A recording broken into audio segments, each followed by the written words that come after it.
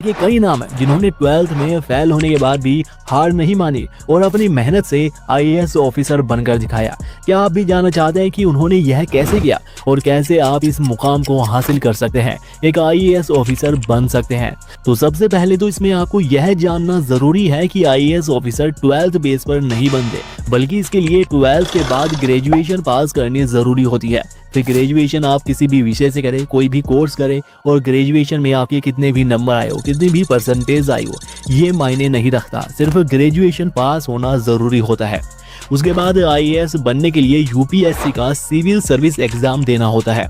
अब यूपीएससी होती है यूनियन पब्लिक सर्विस कमीशन, जो कि देश के अलग अलग विभागों में अधिकारियों का चयन करती है, उनके लिए एग्जाम कंडक्ट करवाती है। और इसके अंतर्गत भी 3 सर्विसेज आती है, all India civil service, group A civil service और ग्रुप बी सिविल सर्विस। तो जो आईएएस का पद होता है वो ऑल इंडिया सिविल सर्विस यानी पहले नंबर वाली सिविल सर्विस के अंतर्गत आता है। इसके बाद अगला पॉइंट है कि आईएएस ऑफिसर बनने के लिए ग्रेजुएशन पास होने के साथ साथ उम्र 21 से 32 साल के बीच में होनी चाहिए, जो कि जनरल कैटेगरी वालों के लिए है। अगर ओबीसी से आप आते हैं तो उसमें आपको 3 साल की रियायत मिल जाती है, यानी ओबीसी वालों के लिए आयु सीमा 21 से 35 साल के बीच में होनी चाहिए। और एससी एसटी जाति से आने वालों के लिए आयु सीमा में 5 साल की छूट मिलती है, यानी उनके लिए आयु सीमा 21 से 37 साल के बीच में रखी गई है। लेकिन उम्र सीमा के साथ साथ आईएएस का एग्जाम देने के लिए एक और क्राइटेरिया होता है। अपनी मर्जी से जितनी बार चाहे उतनी बार आप इस एग्जाम को नहीं दे सकते, इसका एक क्राइटेरिया है। जनरल कैटेगरी वाले 21 से 32 साल के बीच इस एग्जाम को सिर्फ 6 बार ही दे सकते हैं।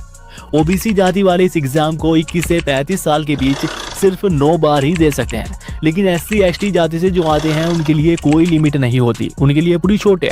21 से 37 साल के बीच में जितनी बार चाहे इस एग्जाम को दे सकते हैं। इसके बाद इस आईएएस के एग्जाम को 3 पार्ट में डिवाइड किया गया है, प्रारंभिक परीक्षा, मुख्य परीक्षा और फिर इसमें इंटरव्यू लिया जाता है। तो अब प्रारंभिक परीक्षा में 2 पेपर लिए जाते हैं। पहला पेपर होता है जनरल स्टडीज का, जिसमें 200 नंबर के 100 प्रश्न पूछे जाते हैं।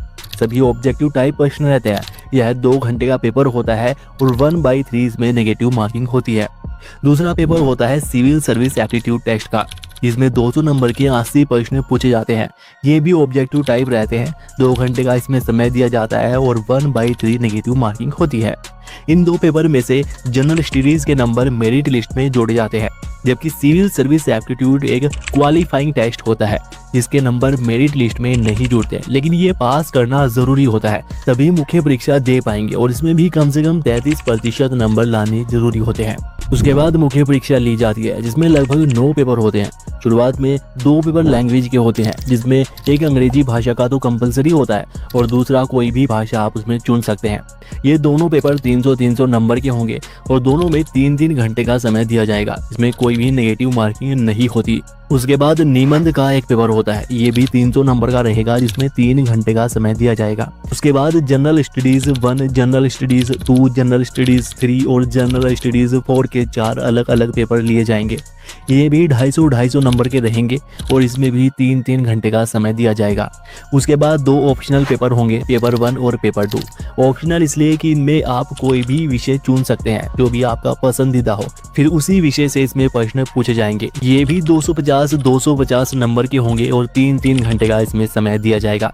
तो इस तरह से इस एग्जाम को क्लियर करने के बाद इंटरव्यू लिया जाता है, जो कि 275 नंबर का होता है। और फिर इन सभी पेपर के नंबरों के आधार पर ही मेरिट लिस्ट बनती है। जिनका नाम मेरिट लिस्ट में आ जाता है उन्हें फिर मेडिकल के लिए भेजा जाता है और उसके बाद फिर ट्रेनिंग के लिए लबासना मसूरी में भेजा जाता है। तो इस तरह से ये एक बहुत कठिन और लंबा प्रोसेस होता है आईएएस ऑफिसर बनने का। तो अगर आप भी जी जान लगाकर लगभग 2 से 3 साल तक तैयारी करने के लिए तैयार हैं, अपने रिश्तेदारों को, यार दोस्तों को, सभी को 2 से 3 साल के लिए भूलने को तैयार हो, तो आप आईएएस बनने के बारे में सोच सकते हो। वरना फिर इस सपने को भूल जाना, फिर आप बैंकिंग और एसएससी की तैयारी कीजिएगा, वहां पर आपका काम हो सकता है। आईएएस बनना बहुत मुश्किल रहता है। अगर आप इसके लिए मेहनत कर सकते हो, आप आईएएस बनने का सपना पूरा कर सकते हो, तो अपने लिए एक अच्छा सा कमेंट नीचे जरूर कीजिएगा। बाकी वीडियो को लाइक कीजिएगा और ऐसी ही और वीडियोस के लिए चैनल को भी सब्सक्राइब कर लीजिएगा। धन्यवाद।